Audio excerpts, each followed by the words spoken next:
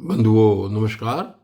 आपने कल की वीडियो में सुना था कि भगवान श्री कृष्ण के पास ब्राह्मण संदेश लेकर आते हैं रुक्मिणी जी का, और भगवान श्री कृष्ण उसी समय अपने 4 घोड़ों से युक्त रथ पर सवार होकर चल देते हैं और वहाँ पर विवाह की तैयारियां चल रही हैं और सभी दरवाजे, नगर, गलियां सब सजाई हुई हैं और भगवान श्री कृष्ण को भी वहाँ पर राजा भीष्मक ने बहुत ही सत्कार के साथ ठहरवाया और वहाँ के लोग भगवान श्री कृष्ण के बारे में जानकर वहाँ पर आए और उन्होंने भी भगवान श्री कृष्ण के दर्शन किए।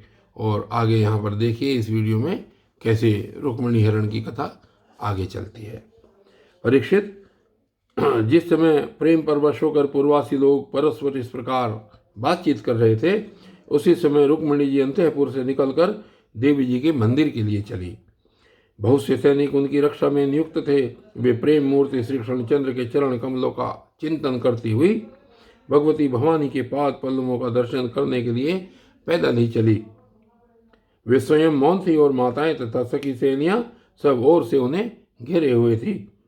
शूरवीर राज सैनिक हाथों में अस्त्र शस्त्र उठाए कवच पहने उनकी रक्षा कर रहे थे। उस समय मृदंग, शंख, ढोल, तुरई और भेरी आदि बाजे बज रहे थे। बहुत सी ब्राह्मण पत्नियां पुष्पमाला, चंदन आदि सुगंध द्रव्य और गहने कपड़ों से सज धज कर साथ साथ चल रही थी और अनेकों प्रकार के उपहार तथा पूजन आदि की सामग्री लेकर सहस्त्रों श्रेष्ठ वारांगनाएं भी साथ थी। गवैये गाते जाते थे, बाजे वाले बाजे बजाते चलते थे और सूत, मागध तथा बंदीजन दुल्हन के चारों ओर जय जयकार करते विरध बखानते जा रहे थे। देवी जी के मंदिर में पहुंचकर रुक्मिणी जी ने अपने कमल के सदृश सुकोमल हाथ पैर धोए, आचमन किया। इसके बाद बाहर भीतर से पवित्र एवं शांत भाव से युक्त होकर अंबिका देवी के मंदिर में प्रवेश किया। बहुत सी विधि विधान जानने वाली बड़ी बूढ़ी ब्राह्मणियां उनके साथ थी। उन्होंने भगवान शंकर की अर्धांगिनी भवानी को और भगवान शंकर जी को भी रुक्मिणी जी से प्रणाम करवाया।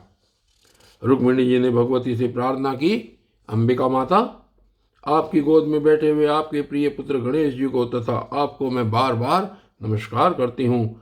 आप ऐसा आशीर्वाद दीजिए कि मेरी अभिलाषा पूर्ण हो, भगवान श्री कृष्ण ही मेरे पति हों।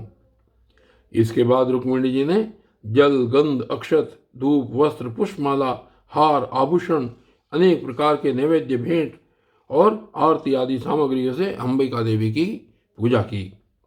तदनंतर उक्त सामग्रियों से तथा नमक, पुआ, पान, कंठसूत्र, फल और ईख से सुहागिन ब्राह्मणियों को भी पूजा की।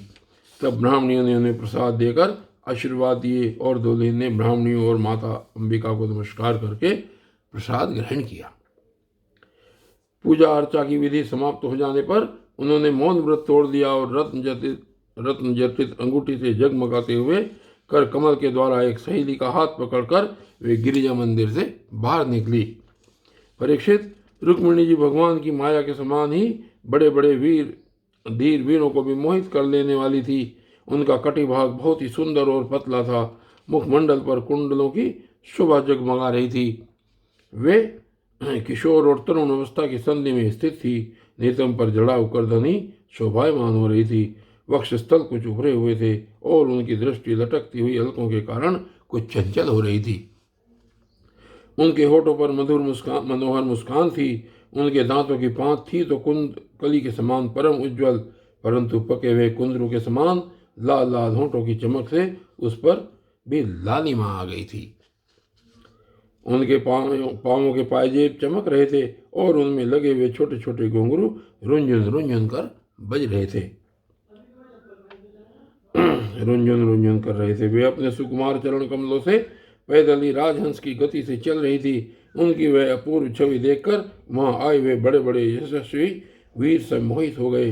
कामदेव ने ही भगवान का कार्य सिद्ध करने के लिए अपने बाणों से उनका हृदय जर्जर कर दिया। रुक्मिणी जी इस प्रकार उत्सव यात्रा के बहाने मंद मंद गति से चलकर भगवान श्री कृष्ण पर अपना राशि सौंदर्य निछावर कर रही थी। उन्हें देखकर और उनकी खुली मुस्कान तथा लजीली चितवन पर अपना चित्त लुटाकर वे बड़े बड़े नरपति एवं वीर इतने मोहित और बेहोश हो गए थे कि उनके हाथों से अस्त्र शस्त्र छूट कर गिर पड़े और वे स्वयं भी रथ, हाथी तथा घोड़ों से धरती पर आ गिरे। इस प्रकार रुक्मिणी जी भगवान श्री कृष्ण के शुभागमन की प्रतीक्षा करती हुई अपने कमल की कली के समान सुकुमार चरणों को बहुत ही धीरे धीरे आगे बढ़ा रही थी। और इस प्रकार उन्होंने देखा कि उन्होंने अपने बाएं हाथ की अंगुलियों से मुख की ओर लटकती हुई अलके हटाई और वहां आए हुए नरपतियों की ओर लजीली चितवन से देखा।